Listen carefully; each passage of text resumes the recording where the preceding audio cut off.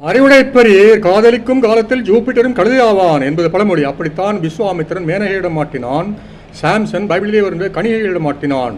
கம்பராமாயணத்திலே தாளிரும் சடைகள் தாங்கி தாங்கரும் தவமேற்கொண்டு என்று வருவது போலவே தடைகள் தாங்கி தவமேற்கொண்டிருந்தான் சாம்சன். இயேசு மலைப்பொழிவிலே சொன்னார், நீ நோன்பு இருப்பதை தம்பட்டம் அடித்துக் கொள்ளாதே என்று, மத்தேயு 6:16. ஆனால் தன் நோன்பை தம்பட்டம் அடித்தான் சாம்சன். தலிலாவிடம் அழிவை தேடிக்கொண்டான். அதை காண்போம். முதலில் திம்னாத் என்ற ஊருக்கு வருகின்றான். நீதிபதிகள் 14ஆம் அதிகாரம். வரும் வழியிலே ஒரு சிங்கத்தின் வாயை கிழித்து விட்டு வருகின்றான். புறநானூறு 201 வருகின்ற புலிகடிமால் போல புலியோடு கட்டி புரண்டவன்.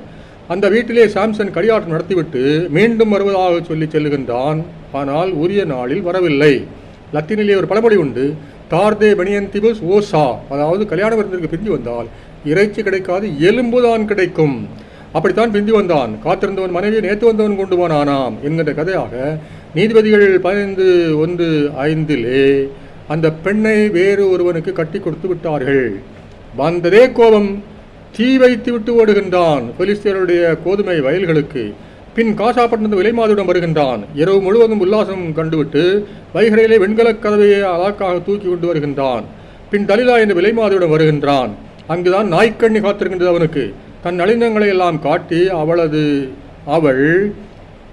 அவனது வலிமையின் ரகசியம் கேட்கின்றாள். தன் சடைமுடியில் இருக்கின்றது என்று சொல்லுகின்றான். அவனை உடனே மடியில் கிடத்தி அவன் உறங்கும் நேரம் பார்த்து அவனுடைய சடைமுடியை கத்தரித்து விடுகின்றாள். உடனே எதிரிகள் வந்து அவனுடைய கண்களை பிடுங்கி விடுகின்றனர், குருடாக்கி விடுகின்றனர்.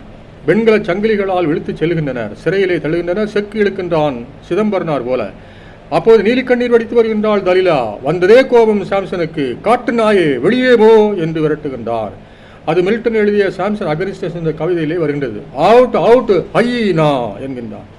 கடைசியில் அவனது அடங்கா கோபத்தினாலே அவனை சாகடிக்கின்றனர் எதிரிகள். நீதிபதிகள் 16:30. சாகும்போதுதான் தன் பிழைக்கு வருந்துகின்றான். மலையாள பழமொழி போலவே கனகம் மூலம் காமினி மூலம் கலகம் பலவிதம் உலையில் சுலபம். ஆம், கடவுளுக்கு அஞ்சி நடப்பதே ஞானத்தின் ஆரம்பம்.